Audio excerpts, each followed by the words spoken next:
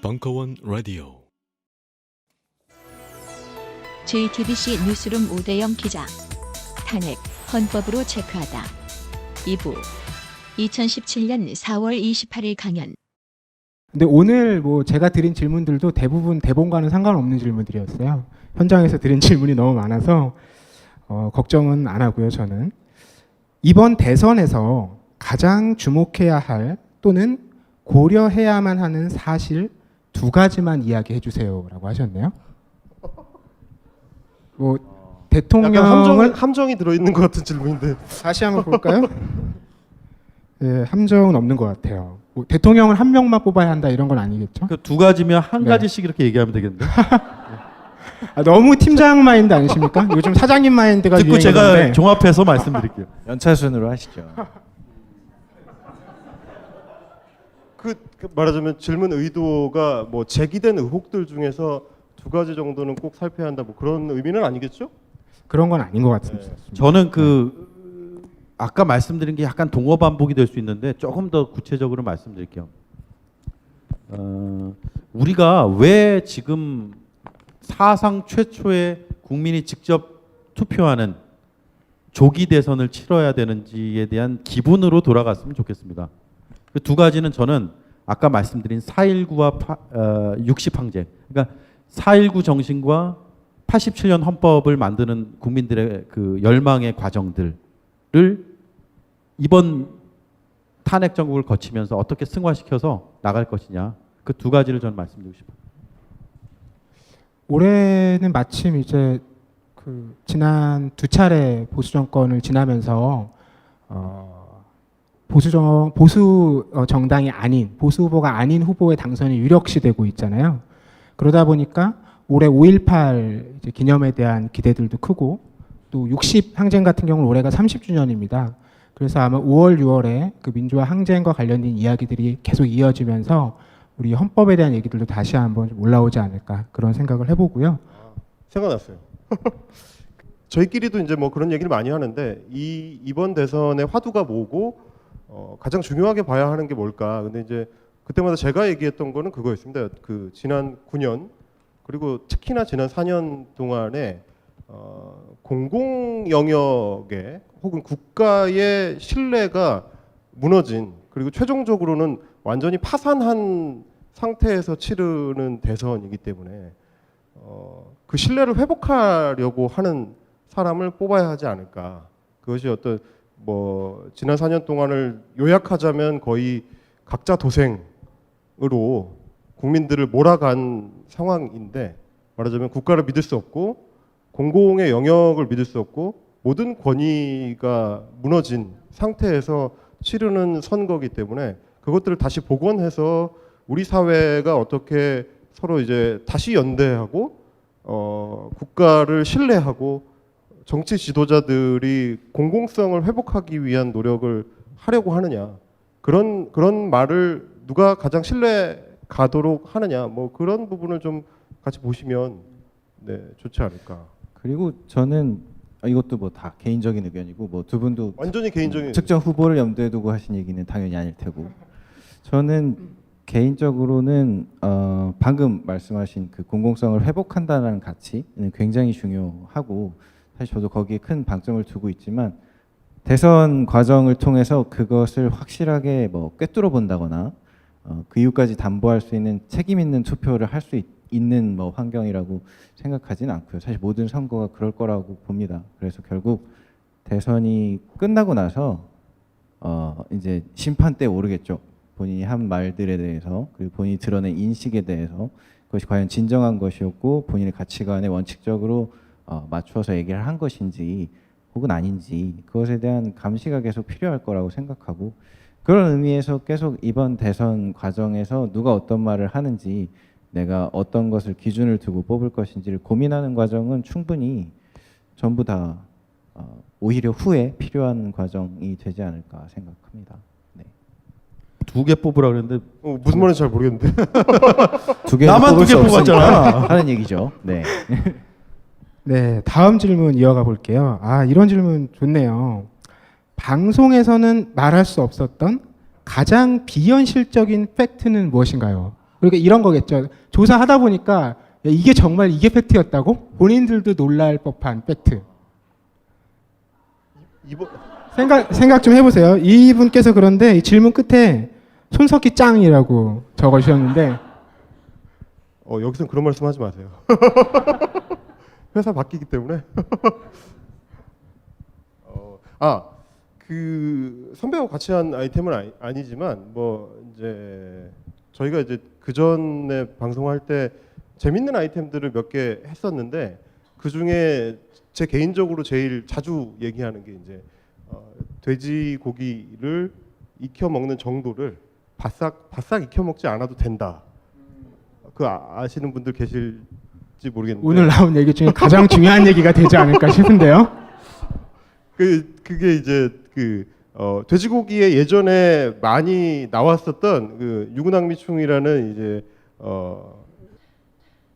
기생충과 관련된 이슈예요. 예전에는 그 기생충이 몸 안에 들어가서 뭐 어떨 때는 뇌로 간다든지 장기에 파고든다든지 이제 그런 문제를 많이 일으켰었기 때문에 60년대나 이럴 때는 돼지고기는 바싹 익혀서 완전히 익혀 먹어야 된다는 얘기들을 많이 했는데 최근에는 이 사육 환경이 완전히 현대화된 상황이기 때문에 예전처럼 돼지를 뭐 분뇨를 먹여서 키우거나 이런 이렇게 불결한 환경에서 키우지 않기 때문에 한국에서는 그 기생충이 완전 박멸된 2000년대 중반에 이미 완전 박멸된 상태고 그래서 레어로 먹어도 크게 문제가 없다. 저는 책임지지 않습니다. 아니 근데 그 방송 기억하시는 분 계실지도 모르겠지만 그 방송 할 당시에 저희가 실제로 점심 때 돼지고기를 먹었어요. 레어로. 그때 김필기 기자는 2점밖에 안 먹었지만 저는 5점을 먹어서 이게 입증된 사안이다. 물론 책임지진 않습니다. 여기서 잠깐. 벙커원 팟캐스트. 걸신이라 불러다오. 2014년 김어준 총수 출연편. 이 삼겹살에 대한 큰 오해가 있어요. 어르신들께서 삼겹살, 돼지고기는 반드시 바짝 완전히 익혀 먹어라. 바짝 익혀서 먹어야 한다. 이런 전래동화와 같은 이야기가 저변에 오랫동안 몇십 년간 유통되고 있는데 제가 물어본 적이 있습니다. 궁금해서 그 기생충 전문가에게 우리나라에 기생충 박사가 몇 명 없습니다. 그 중에 한 분에게 물어본 적이 있습니다. 딴지에 와서 그렇죠. 그분 했잖아요. 네. 그분이 기생충에 관한 권위자예요. 그래서 제가 직접 물어봤죠. 이런 전래동화 같은 그런 얘기가 있는데 무서운 이야기가 있는데 과연 고기를 그렇게 바짝 구워야 하는가 물어봤더니 그분이 하는 이야기가 실제 7, 80년대에는 그 도축 과정도 청결하지 못했고 기생충도 많았다. 그러나 80년대 후반 이후로 그 기생충이 보고된 적이 없다. 정상적인 도축 과정을 거친 그 돈육에서 돈육 전문 용어 나오시는데요. 그렇다면 어느 정도 굽기가 가장 알맞은 굽기냐? 돈육의 상태로 봐. 그분이 이런 말씀하셨습니다. 어느 정도가 가장 그러니까 기생충을 걱정하며 굽기를 조절할 필요는 없다는 거죠. 첫 번째. 자신의 입맛에 맞게 굽기를 조절하면 되는데 그렇다면 소고기처럼 거의 생으로 먹어도 된다는 얘기냐? 자기 입맛에 맞다면 그렇게 먹어도 된다는 거예요. 그다음 가장 의학적 견지에서 적절한 굽기는 어느 정도인가? 제가 진지하게 물어봤죠. 앞으로 지침으로 삼고자. 그분이 저를 쳐다보더니 이렇게 말씀하셨습니다. 남들이 먹기 전. 남들이 먹기 전이 가장 알맞은 굽기라는 거야. 와인을 같이 마신다는 건 누군가를 축하해 줄 일이 있거나 혹은 누군가의 흑심이 있거나 둘 중에 하나예요. 여름이니까 소비뇽 블랑이 좋겠네요. 이런 정도. 이제 소비뇽 블랑은 비싸라는 별로 없습니다. 별로 없어. 중요한 것은 소비뇽 블랑 중에 비싼 게 없다는 겁니다. 주문을 할 때 가본 적이 없어도 시실리에 와인 혹시 있나요? 라고 한마디를 해보는 겁니다. 종류가 많기 때문에 이탈리아 와인은 절대 뽀록날 가능성이 전혀 없다는 거. 이 한마디 정도는만 아시면 될 것 같아요. 까바로 먼저 시작할까요? 이렇게 딱 하면 어디 갔어도 어디 가서도 예, 절대 밀리지 않고 절대 밀리는 거예요. 극강의 엑기스, 강헌의 와인 야부리, 프리미엄 시즌2. 수강 신청은 벙커원 홈페이지에서. 참 그 평시에도 팩트 체크하느라고 고생을 하셨는데 저희는 사실 제가 맡고 나선 전시 상황이 계속 벌어지고 있어서 돼지고기 얘기까지는 못했는데 저는 매 순간 좀 놀랐던 게 많았던 것 같아요. 팩트가 이제 체크 이런 거야라는 거. 예를 들어 이제 저는 좀 익숙하지 않은 용어였는데 키친 캐비닛이라는 게 있습니다. 치킨 캐비닛이 아니고요. 키친 캐비닛이라는 걸 박근혜 대통령이 썼어요. 최순실은 나를 그냥 도와주는 키친 캐비닛이다라는 표현을 썼는데 그게 이제 미국의 정치계에서 쓰는 은어인데 캐주얼하게 일상적으로 밥 먹는 사이다. 밥 먹으면서 그냥 뭐 요즘 민심 어때요? 민심 안 좋습니다. 아 그렇군요. 이런 걸 듣는 사이를 키친 캐비닛이라고 우리는 알고 있었는데 그걸 쓴 거예요. 최순실은 절대 국정농단이 아닙니다. 키친 캐비닛입니다. 라고 했는데 키친 캐비닛의 어원을 옆에 있는 우리 배준 작가가 찾아왔어요. 자료 성애자라고 저희는 하는데 어디서 희한한 자료까지 다 뒤져가지고 옛날 거를 겁나 찾아요. 그래서 앤드류 잭슨이라는 그 미국의 대통령이 있습니다. 19세기에 앤드류 잭슨이 비선 정치를 합니다. 근데 그 비선 정치를 하는 걸 비판하는 상대방들이 그걸 풍자하거나 비판할 때 썼던 용어로 생겨난 게 키친 캐비닛이었어요. 그러니까 그 어원을 알면 박근혜 대통령이 자살골 넣은 거예요. 나 비선 정치했습니다. 라는 사실로. 그래서 저는 그날 그걸 취재했던 게 이런 의미였어? 라는 굉장히 그 놀라운 사실을 알게 됐죠. 반대말은 그래서 팔러 캐비넷이에요. 그러니까 거실과 주방의 차이인 거죠. 그래서 사실 그때 체크를 할 때만 해도 우리 모두 마찬가지였고 발제를 할 당시만 해도 키친 캐비넷이라는 게 실제로 그냥 그렇게 있는 것인 줄 알았거든요. 근데 그거는 아마 대부분의 당시 보도가 오바마 대통령이 만든 키친 캐비넷을 원용해서 그대로 쓰고 있었을 거예요. 근데 오바마 대통령의 키친 캐비넷은 뭐랄까 패러디 버전 같은 거거든요. 되면 기존의 뭐 전시행정이죠. 전시행정. 그렇죠. 많은 전직 대통령들이 이렇게 비선처럼 거두고 있던 그 공직에는 데리고 있진 않지만 실질적으로 자기 정책에 영향을 받고 굉장히 중요한 실질적 조언을 구하는 사람들. 그래서 그런 사람들을 또 미국에서는 마피아라고 부르기도 했거든요. 뭐 엘칸소 마피아 뭐 이런 식으로 부르기도 했는데 그러한 이미지를 180도 바꿔서 어느 동네의 수학교사 이런 사람들한테 오바마의 키친 캐비넷이라는 명예 증서를 만들어서 이제 불러서 카메라 앞에서 수여하고 이분들하고 밥도 먹고 뭐 그런 정치적 이벤트를 하면서 나는 굉장히 투명하게 국민들의 의견을 듣는다라는 이미지를 만들어냈던 것이죠. 그래서 그걸 그대로 가져온 거예요. 그래서 이것이 아닌가 보다라는 차원에서 계속 파고 들어가다 보니까 이제 그 키친 캐비넷이라는 것을 앤드류 잭슨까지 가게 됐는데 그 논문을 안 찾았으면 못했을 거예요. 그게 경북대 사학과의 모 교수님께서 굉장히 옛날에 1980년에 쓴 80년에 논문을 앤드류 잭슨의 키친 캐비넷이라는 논문을 쓰셨어요. 근데 그런 걸요. 이 친구가 굉장히 자료 찾기의 귀재인데 방송 얼마 안 남겨놓고 꼭 갖고 와요. 죄송합니다. 저녁 6시에 갖고 왔어요. 하루 종일 다 준비해가지고 죄송해요. 손 사장한테 보고까지 다 했는데 그래서 이렇게 방송합니다라고 돼 있는 상황인데 새롭게 자료를 갖고 와가지고 이제 뒤바꾸는 과정을 많이 겪었는데 그럼 이 직장인은 미치죠. 다시 보고를 해야 되니까. 빨리 끝내고 삼겹살 레어로 먹어야 되는데 저로서는 그 보도가 되게 기억에 남는 게 그 전까지는 제가 그래서 마감 시간 6시 전이라고 봐야 돼요. 웬만하면 6시 이후에는 건드리지 않는 게 좋거든요. 근데 자꾸 저는 저 나름대로 계속 주변에서 조용하게 뭘 찾고 있어요. 이렇게 뭔가 이건 마음에 안 드는데 선배한테 말하지 말아야지. 그리고 계속 이렇게 뭔가를 찾고 있는 거죠.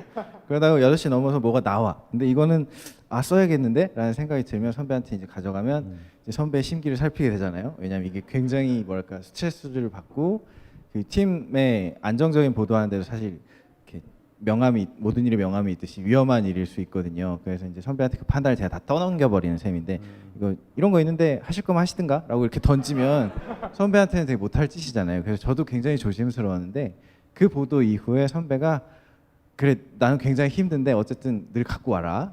너 혼자 스스로 자기 검열하지 말아라라는 확신을 저한테 주셨던 것 같아요. 그래서 계속 힘들게 되고 있죠. 저희 그 팩트 체크 팀이요 서로 안 친해요. 진짜 안 친해요. 왜 안 친하냐면 서로가 서로의 검증을 많이 합니다. 서로 힘들게 하니까. 서로 힘들게 하고 서로 검증하고 아 제가 얘기한 거 맞을까? 서로 의심하고 보고 있으면 아무도 서로 안 믿고 있다는 걸 알 수 있어요. 네. 다 아는 걸 뭔가 서로 안 찾고 믿어요. 있어. 회의를 하면 누가 이렇게 손 들면 아 저 새끼 또 그래 안 친한 걸 떠나서 팀원들이 팀장 대우를 너무 안 해줘요. 그리고 방송은 선배가 하는 거니까. 네, 그리고 방송 준비 과정에서 서로에 대해서 비판을 그 격이 없이 합니다. 정말 격 없이 민주적으로 합니다. 그래서 이를 악물고 말씀하는. 발언권이 저희는 철저하게 n분의 1. 팀장이 뭐 50을 갖고 너희가 갖고 뭐 이게 아니라 철저하게 n분의 1로 발언하고 검증하고 서로가 취재한 걸 딱 가지고 한판 붙습니다. 아침부터 붙고 점심 때 붙고 저녁 때 붙고 방송 직전에 붙고 해서 요즘 같은 경우는 그 탄핵 정국 겪으면서는 제가 9시 15분에 온에어에 들어가는데 거의 9시까지는 기사 수정을 계속해요. 계속 검증, 마지막 검증. 그래 한 번만 더 검증하자. 한 번만 더 보자. 라고 해서 그래 다 됐다. 라고 하면 한 번 더 보고 더 가져오고 해서 처음에 취지는 크로스 체크 혹은 3중 체크였는데 지금은 거의 뭐 10중 체크 이상은 저희가 하는 것 같습니다. 그래서 그 팩트 체크가 다행히도 잘못된 정보를 알려드린 적은 없고 그렇습니다. 말씀 듣다 보니까 헌법 탄핵으로 체크하다 보다 팩트 체크하는 방법을 가지고 책을 한 거 쓰시면 훨씬 많은 독자들의 그건 영업 호응을 얻지 않을까. 기밀이어가지고 저희가 네, 그 질문이 저에게 개인적으로 들어온 질문도 있었거든요. 책과 연관된 질문인데 그 앞서도 말씀하셨듯이 이분들이 헌법을 굉장히 열심히 보셨어요. 책을 보시면 그 사건 혹은 새로 밝혀진 사실마다 어떤 헌법 조항 혹은 법 조항과 연관이 되는지 이런 것들을 꾸준히 이제 하나씩 찾아 밝혀주셨는데 그렇게 헌법을 많이 공부하신 분들이기에 이런 질문이 들어왔어요. 다음 정부에서 개헌 이슈가 계속 이어질 것 같은데 팩트 체크와 헌법 체크를 함께 시도하는 과정에서 분명히 뭔가 깨달은 어떤 방향이 있지 않을까. 세 분의 생각이 궁금하다. 자유로운 개인적인 의견을 묻는 질문이었어요. 네. 지금까지 중에 그래도 제일 쉬운 것 같은데 다행이네요. 그 사실 정치권에서 항상 개헌 얘기를 하고요. 저희가 책에서도 이제 그 부분을 아주 강하게 비판을 했는데 더 이상 정치 엘리트들이 헌법을 고치는 과정을 주도하거나 그런 제기를 한다고 해서 그대로 따라가는 시민들이 아니다라는 이야기를 했는데 마찬가지로 개헌 이슈가 나올 때마다 뭐 헌법학자들이나 헌법 주석서나 뭐 관련된 책들을 뒤지면 공통적으로 나오는 얘기들이 이 헌법 개정 과정이라는 거는 그 권력 구조를 개편하는 데에 국한되지 않는다라는 겁니다. 근데 지금까지 개헌 얘기가 나올 때 보면 이걸 뭐 의원 내각제로 할지 뭐 의원 집정부제로 할지 뭐 대통령제 중임제로 할지 이런 식의 논의만 주로 하는데요. 왜 그러냐면 이제 정치인들의 관심이 그것밖에 없으니까 주로 그런 식의 논의들이 이루어져 왔고 그러다 보니까 국민들도 개헌이라는 거는 보통 그런 거 결정하는 건가 보다라고 이제 생각하기가 쉬운데 저희들이 봤을 때 이 부닥쳤던 고민들은 그보다는 더 본질적인 그래서 우리가 함께 만들어갈 우리 헌법에는 어떤 가치를 담을 것인가 우리 공동체가 지고한 최고의 가치로 이 에센스를 남길 100여 가지 조항들에는 뭘 넣을 것인가의 문제고요.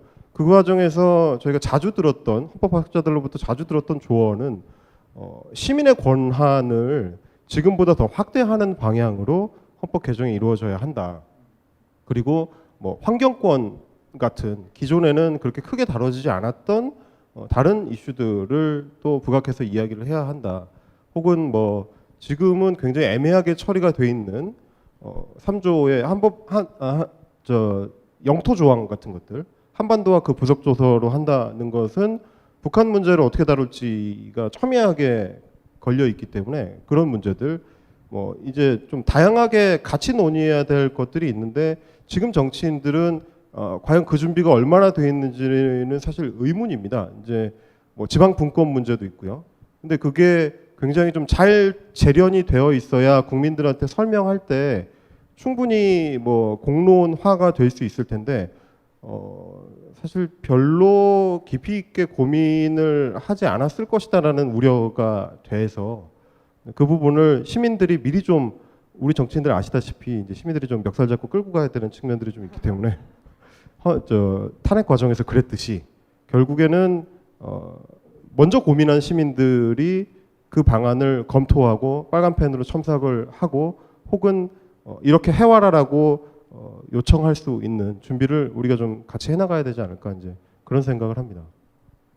그리고 개헌이라는 말이 앞으로는 그렇게 됐으면 좋겠어요. 정치권이 아니라 정치권 바깥에서 나왔으면 좋겠어요. 이를테면 어느 단체가 어느 이익을 대변하는 사람들이 이거는 개헌을 해주십시오라고 얘기를 했을 때 정치권이 거기에 대해서 대응하고 그 방식에서 그 과정에서 다른 많은 수의 시민들이 찬성하거나 반대하거나 토론을 통해서 동참할 수 있는 그런 식의 개헌 논의들이 여러 주제에 관해서 여러 당사자들에 의해서 모자이크처럼 동시다발적으로 일어난다면 그때의 개헌 논의는 굉장히 이상적일 수 있겠죠. 근데 거기에 관해서 저희가 찾아본 많은 자료들이 함축적으로 지시하는 것도 이제 개헌은 더 이상 아마 또 개헌 이슈가 나오면 저희가 엄청 팩트 체크를 할 겁니다. 그렇겠죠. 개헌은 더 이상 현자들의 것이 아니다라는 것이겠죠. 그래서 그것이 어떤 식으로 이루어질지는 앞으로 많은 오히려 시민운동 쪽에서 더 깊게 고민하면 더 실현될 가능성이 크지 않을까라는 생각이 드네요. 저도 뭐 같은 생각이고요. 저희가 늘 회의하면서 밥 먹으면서 하는 얘기가 개헌은 정치인들의 문제가 아니다. 정치인들은 도구는 될 수 있죠. 우리들의 도구이죠. 근데 법을 바꿀 때는 국회에서 바꿉니다. 근데 헌법을 바꿀 때는요. 마지막 단계가 있습니다. 국민투표가 있습니다. 국민투표가 없으면 헌법 바꿀 수가 없게 돼 있습니다. 헌법에 그렇게 못 박아놨습니다. 그러니까 법률은 국회의원들이 몇 명이 모여서 만들고 다수가 찬성해서 의사봉을 두드리면 법이 하나 만들어질 수 있습니다. 헌법은요. 우리 이 자리에 계신 모든 분들, 저희 다 참여해서 투표를 해야 바꿀 수 있는 겁니다. 그 얘기는 뭐냐면 헌법은 국민의 것이라는 거죠. 이번에 저희가 탄핵 전국 거치면서 그리고 이 책을 쓰면서 힘줘서 얘기하고 싶었던 한마디가 있습니다. 헌법은 죄가 없습니다. 헌법은 헌법이 아닙니다. 그냥 헌법이었습니다. 근데 대통령이 잘못해서 헌법 안 지켜서 탄핵이 되는데 헌법에 제왕적 대통령제를 만들어 놨기 때문에 대통령이 탄핵이 됐네 라는 이야기가 나옵니다. 근데 저희가 판단했을 땐 헌법만 잘 지키면 대한민국 문제 없습니다. 근데 만약에 바꾼다면 대통령 임기를 4년을 2번 하게 할지 대통령 없애고 총리가 운영하게 할지 이런 것만 하지 말고 소수자의 인권, 참정권, 공무원들 집회 현장에 나올 수 있느냐, 촛불 집회에 나와서 공무원들이 촛불 들 수 있느냐, 이런 문제. 우리 지방 분권 몇 줄 없습니다. 현재 지방자치를 얼마나 더 자율적으로 할 수 있을 것이냐, 폭넓게 할 수 있을 것이냐, 이런 문제 한번 다뤄보자.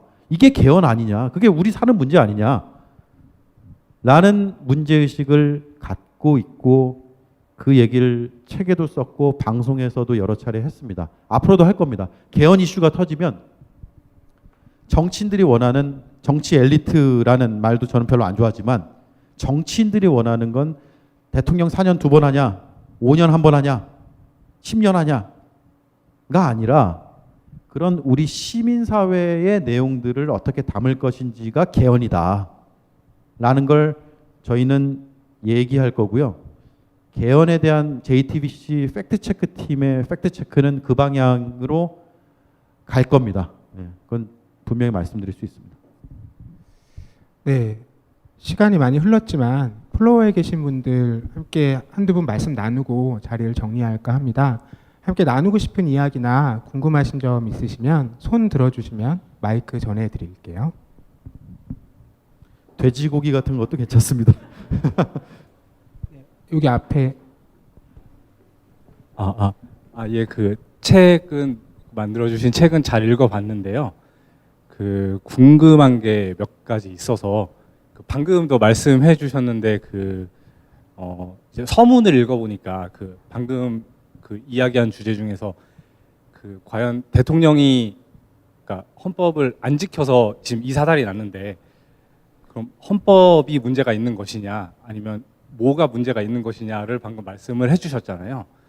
방송을 팩트 체크를 쭉 이렇게 방송하시는 걸 지켜보면서는 어떤 걸 이야기하고 싶은지는 내심 알겠지만 서도 뭔가 약간 한 2% 정도 아쉬움이 있었는데 책에서는 이 기자가 생각하는 게 이런 것이었구나라는 게 그게 책이라는 수단이어서 더 그런지 모르겠지만 좀 더 명확하게 드러난 것 같아요. 방송에서보다는. 그리고 약간 또 다른 이야기이기는 한데 혹시 뭐 특정 정당이나 이런 걸 얘기를 해도 뭐 질문은 하셔도 됩니다. 네네네. 적절히 답변에서는 피해서. 네. 그러니까 뭐 선거법 안에서 대답. 네네네. 그러니까 어떤 후보가 뭐 예를 들어서 어떤 특정 노조 때문에 뭐가 문제가 생긴 거다 뭐 이런 발언을 하면 금방 이제 몇 년도 언제쯤 팩트 체크해서 이런 내용이 나온 적이 있었는데도 기억이 나긴 하거든요. 정확한 날짜까지는 몰라도. 근데 이제 보는 시청자도 그런 생각을 하는데 그 이제 취재를 하는 일선 기자의 입장에서는 그런 게 더 명확하게 기억이 나거나 또 이렇게 번뜩 생각이 나실 거 아니에요. 그럼 현장에서 만약에 그런 게 나오고 난 다음에 뭐 그 사람들을 취재하러 갈 때 뭐 어떤 생각이 드시는지나 아니면 뭐 그런 기자들에게 뭐 물론 제가 뭐 기자는 아니니까 그 고충은 잘 모르겠습니다만 뭐 예전에 이런 말을 한 적이 있는데 왜 지금 이런 말을 하냐라든지 혹시 그런 거를 뭐 따로 이렇게 취재 과정에서 뭐 어필을 하신다거나 뭐 그런 게 있는지 좀 궁금해서 그걸 좀 여쭤보려고. 그러니까 우리가 팩트 체크를 했는데 그 잘못된 거짓말을 발견했고 그 사람의 그러니까 거짓말의 당사자를 다시 만나서 거짓말 하셨잖아요. 라고 얘기했느냐? 예. 일단 그 제가 굳이 앞에 가서 얘기를 안 해도 당사자가 알고 있습니다. 방송에 나가는 걸 뭐 그걸 못 보더라도 정치인들은 자신의 발언에 대한 진위 여부를 검증했다는 사실을 모를 수 없는 구조가 돼 있습니다. 뭐 정당이라면 정당의 이제 공보실이 각 방송사의 취재 내용을 요약 정리해서 후보한테 반드시 전달하게 돼 있죠. 그래서 굳이 제가 가서 확인 사살할 필요는 없는데 그런 것들을 불편해 하는 후보들은 제가 직접 보지는 못했고 좀 그 강성노조 그 후보 말고 다른 후보는 있는데 다른 후보는 저희 그 팩트 체크 결과를 수용하는 걸 다른 방송에서 얘기한 적은 있어요. 그러니까 그 JTBC가 팩트 체크했는데 틀려서 그건 제가 틀렸습니다라고 인정한 후보도 있었습니다. 지금 있는 후보는 아니고 경선 과정에서 떨어진 후보인데 그런 경우는 있고 네 그렇습니다. 답변이 됐네. 첫 번째 질문이 더 있으셨나요? 아까 이제 말씀을 드리다 다른 주제로 넘어갔던 거였는데 책 말고도 방송에서 이제 어떤 사안에 대해서 이야기를 할 때 뭐 이렇게 명확하게 참이나 거짓이 드러나는 주제도 있고 결론을 내리시면서도 이건 약간 논란의 여지가 있다 이런 내용도 있잖아요. 근데 어쨌든 만약에 뭐 참과 거짓이 비교적 뚜렷하게 드러나는 사안을 다루셨을 때 조금 더 그러니까 좀 명확하고 좀 센 톤으로 혹시 이렇게 뭐 하실 수 없는지. 제가 방송에서요? 네네네네네. 혹시 뭐, 네. 거짓입니다. 이렇게요? 뭐 이제 그러니까 이게 그 규정하는 그 어떤 사안에 대해서 이런 것이다라고 규정하는 게 그 예. 뭐 그래 프레이밍의 의미도 있고 좀 생각할 지점이 많기는 하지만 예. 혹시 조금 더 선명한 방향으로 나아가기 어려우신지 뭐 그런 게 좀 궁금합니다. 기자님 그 최근에 그 팩트 체크와 관련된 학회에서 이제 그 측정하는 방법들도 논의하셨다고 하셨잖아요. 예, 예. 그런 말씀도 같이 섞어서 해주시면 좋을 것 같아요. 지금 팩트 체크를 이제 JTBC는 3년 전부터 매일 해왔고 여러 매체들이 선거 시즌에 맞춰서 후보들의 발언에 거짓말 찾기 작업들을 하고 있는데요. 어떤 데는 도장을 꽝 찍기도 하고요. 어떤 때는 뭐 신문에서 거짓 이렇게 쓰기도 합니다. 근데 저는 그렇게 하지 않고 있어요. 저희도 할 수 있지만 안 하는 이유는 여러 가지 이유인데 가장 큰 이유는 그 사실 거짓이라는 규정 자체가 전체적인 진실을 왜곡할 수 있다고 저는 봅니다. 대체로 후보들의 발언의 표면적인 사실 여부에 사실 거짓을 따지면 그래서 그 결론이 진실, 그러니까 사실이 아니라 전체 그 진실과 취지와 맥락이 맞다 틀리다까지 옳다 그르다까지 규정 지을 수 있다면 그러면 사실 꽝, 거짓 꽝을 찍는 게 가장 좋겠죠. 근데 발언의 그 거짓말 여부와는 떠나서 그 발언이 왜 나오게 됐는지의 맥락적 이해를 해보면 오히려 사실 거짓을 가렸을 때 잘못된, 그러니까 결과적으로는 옳지 않은 발언에 대한 면죄부가 되는 경우가 꽤 많았습니다. 혹은 옳은 말에 대한 거짓 판단을 해야 되는 경우도 많았습니다. 왜냐하면 표면적인 사실관계가 틀렸거든요. 수치가 틀렸거나 어떤 디테일에서 틀렸거나. 하지만 그런 전체 맥락에서 그 사람이 얘기하고자 했던 것은 옳았던 경우가 많았습니다.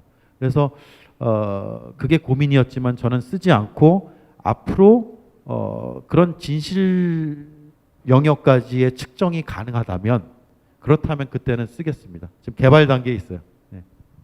꽝 못 찍어서 죄송합니다.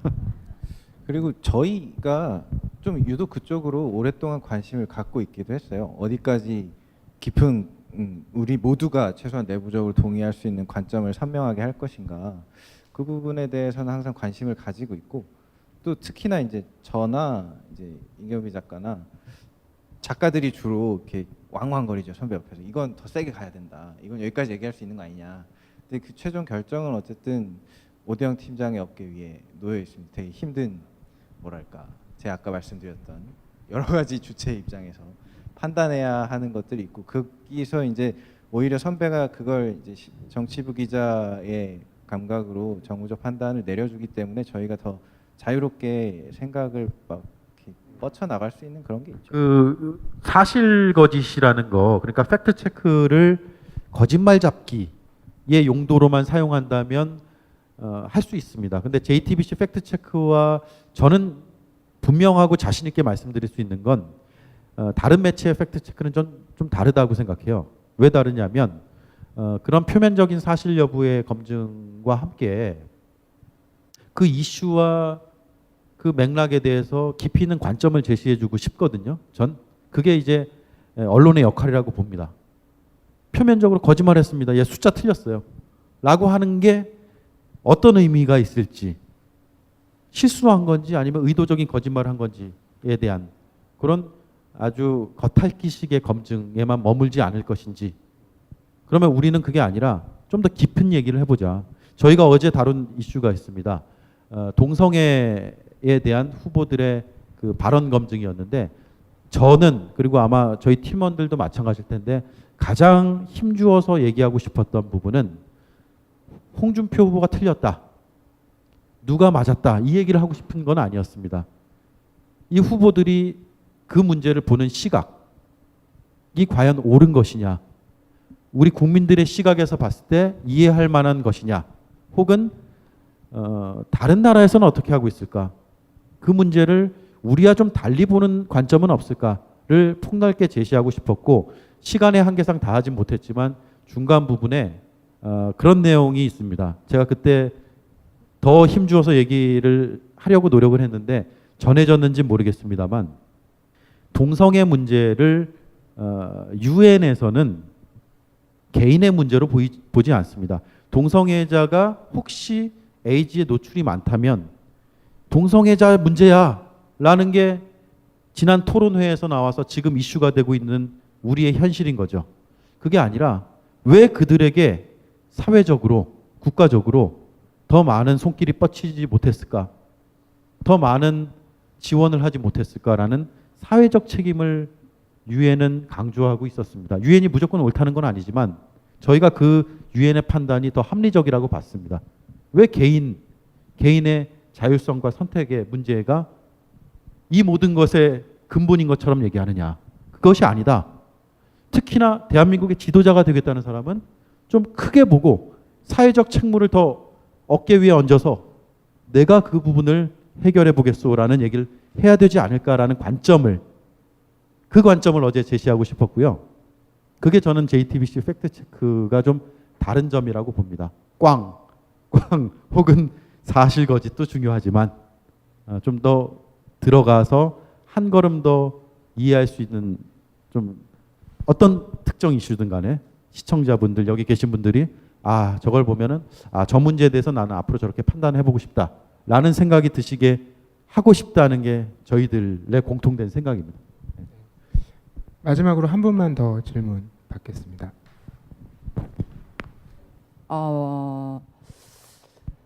지금까지 대통령 후보들의 발언이나 이런 것들이 너무 한정적인 것 같은 느낌이 없지 않아 있습니다.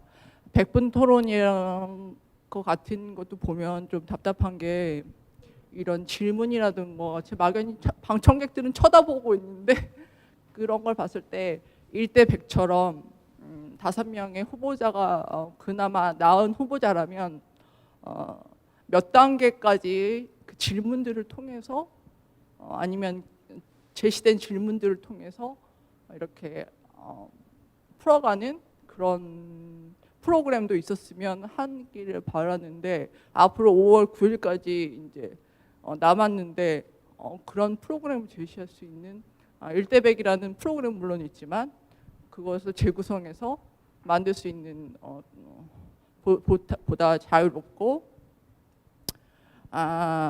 교수들이 말해도 교수들만 잔뜩 얘기하고 질문하는 그런 것도 어떻게 보면 자유일지 모르겠지만 지금까지 우리는 살아보는 거 보면 남한도 어떻게 보면 공산당 같은 느낌이 들 때가 많은데 좀 더 발전된 프로그램으로 인해서 후보들의 자율적이고 창조적이며 창의롭고 이런 것들을 말할 수 있는 계기와 이런 것들을 마련해주는 장이 될 수 있는 방송이 있었으면 합니다. 일종의 뭐 재연이기도 하셨는데요. 현장에 계신 분들이니까 덧붙여서 말씀 부탁드릴게요. 이제 그 말씀은 토론회를 좀 더 다양한 어떤 형식으로 만들어서 더 이제 검증할 수 있는 방안을 많이 개발해야 되지 않겠느냐. 이제 그래야 보는 국민들이 후보자에 대해서 더 잘 알 수 있지 않겠느냐. 이제 그런 말씀이신 것 같은데요.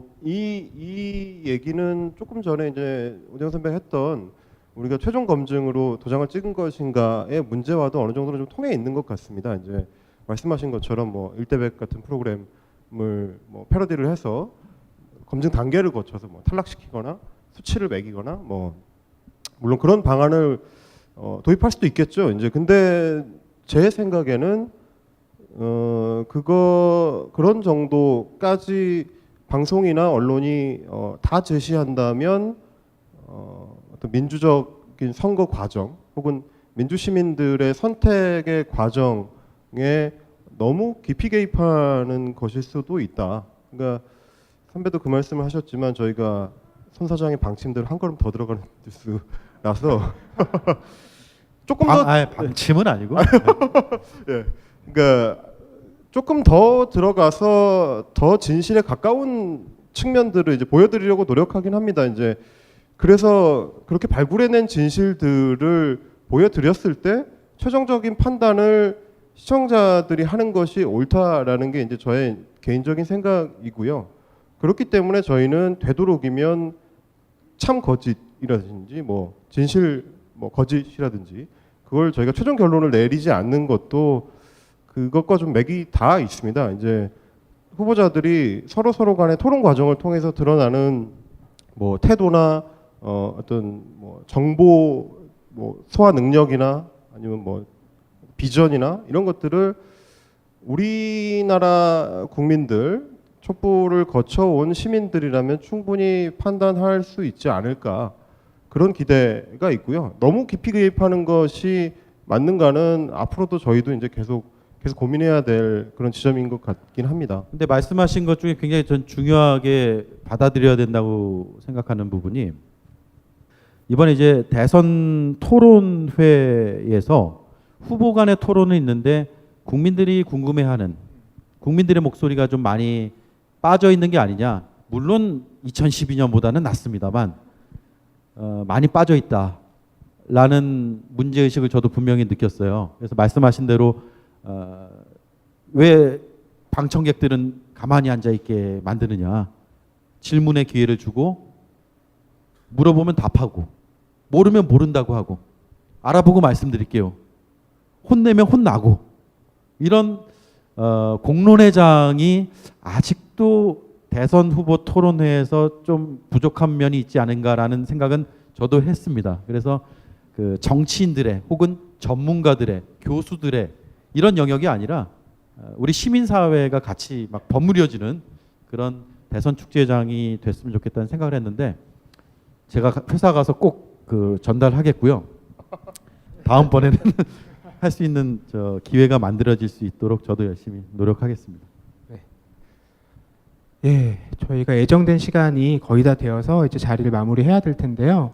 이 책을 먼저 읽은 다른 독자분께서 남겨주신 백자평을 함께 읽어드리면서 자리를 마무리할까 합니다.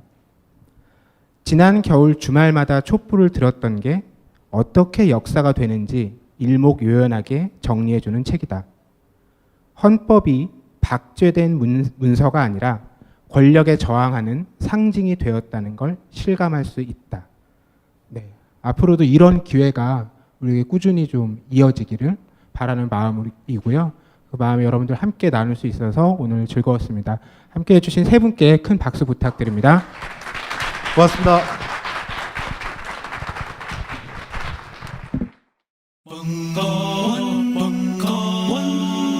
벙커원 특강